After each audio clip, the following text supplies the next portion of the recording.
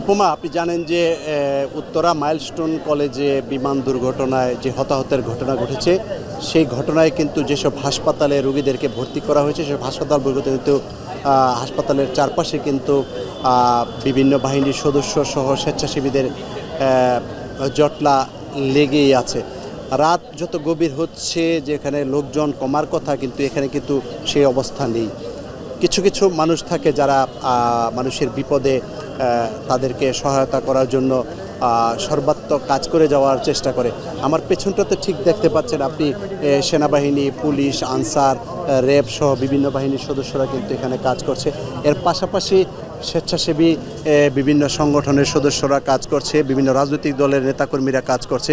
এই যে এখানে এই বিমান দুর্ঘটনার ফলে যে বিষয়টি সবচেয়ে বেশি সংকট দেখা দিয়েছে সেটি হচ্ছে রক্তের সংকট। সেই রক্তের সংকটের কারণে কিন্তু অনেক রোগীকে চিকিৎসা সেবা দেয়া সম্ভব হচ্ছে না, অর্থাৎ নেগেটিভ রক্তের সংকট সবচেয়ে বেশি দেখা দিয়েছে।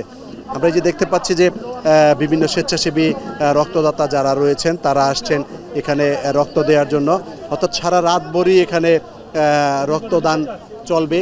এছাড়া স্বেচ্ছাসেবী ছাড়াও বিভিন্ন সংগঠনের যেসব সদস্যরা রয়েছেন তারা কিন্তু রাস্তার দুপাশে ভিড় করছেন, অর্থাৎ যারা এখানে আহত চিকিৎসাধীন অবস্থায় আছেন, দগ্ধ অবস্থায় হাসপাতালের বেডে শুয়ে কাতরাচ্ছেন, তাদের যাতে কোনো কিছুর সংকট না হয় সেজন্য কিন্তু বিভিন্ন স্বেচ্ছাসেবী সংগঠন, বিভিন্ন রাজনৈতিক দলের নেতাকর্মী এবং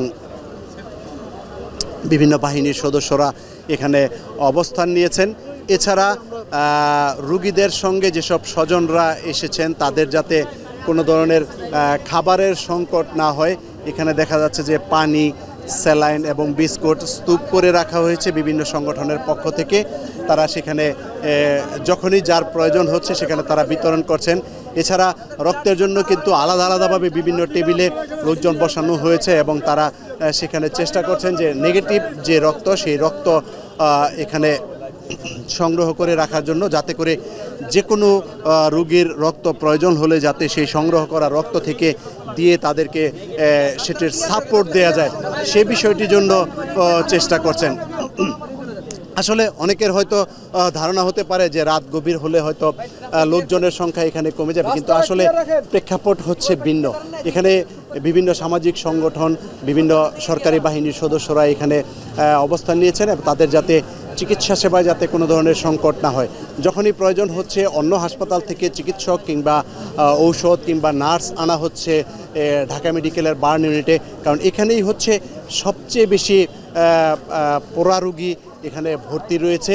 এবং আমরা যেটি জেনেছি যে রাত 9:30 নাগাদ দুজন রোগী মারা গিয়েছে এবং এই যে এখানে যারা ভিতরে রয়েছে এবং এখানে 43 জনের একটি তালিকা টানানো রয়েছে হাসপাতালের প্রবেশ মুখেই, যাতে করে তাদেরকে দেখেই সেখানে শনাক্ত করতে পারে যে কোন বেডে কিংবা কোন ইউনিটে কারা ভর্তি রয়েছে, তাদের স্বজনরা যাতে সেখানে খুঁজে বের করতে তাদের জন্য সহজ হয়, সে বিষয়টি কিন্তু নিশ্চিত করা হয়েছে। অর্থাৎ পরিচয় শনাক্ত করে যাদের নাম টাঙানো হয়েছে তাদের বেশিরভাগই 9 থেকে 16 কিংবা 17 বছরের।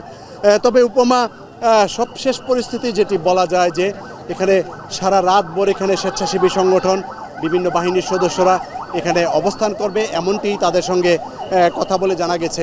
অর্থাৎ এই যে সংকট, দেশের যে ক্রান্তিকালে যে সংকট সৃষ্টি হয়েছে, সেই সংকট থেকে উত্তরণে যাতে রোগীদেরকে সেবা দিতে কোনো ধরনের হিমশিম খেতে না হয় কিংবা কোনো ধরনের সংকট সৃষ্টি না হয়, সেজন্য তারা এখানে অবস্থান করছেন। উপমা, ঢাকা মেডিকেল কলেজের বার্ন ইউনিট থেকে এই ছিল আমার কাছে সবশেষ পরিস্থিতি।